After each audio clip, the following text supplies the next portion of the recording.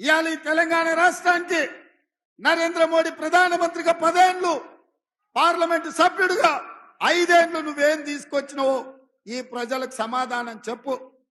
ఆనాడు అయ్యో పాపం పేదోళ్ళ బిడ్డ గుండో అరగుండో ఏదో ఒక గుండు గెలవని కదా అని ఈ తెలంగాణ ప్రజలు నీకు ఓటేసిరు.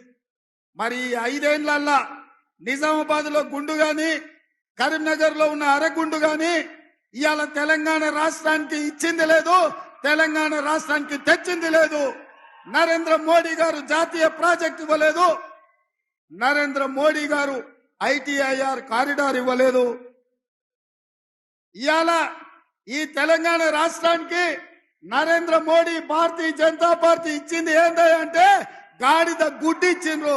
ఇగో ఈ గాడిద గుడ్డే 10 ఏళ్ల తెలంగాణ రాష్ట్రానికి నరేంద్ర మోడీ ఇచ్చిండ్రు. నేను ఇవాళ అడుగుతున్నా, మా సీనన్నని ఇట్లే పట్టుకోమంటున్నా. దీన్ని మాట్లాడినంతసేపు పట్టుకొని పేద ప్రజలకు తెలంగాణ సమాజానికి చూపించు.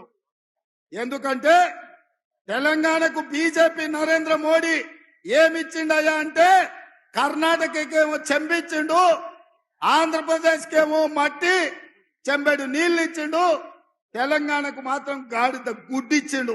ఈ గాడిద గుడ్డిచ్చినందుకు గుండు అరగుండుకు ఓటేయాలనా నేను అడుగుతున్నా.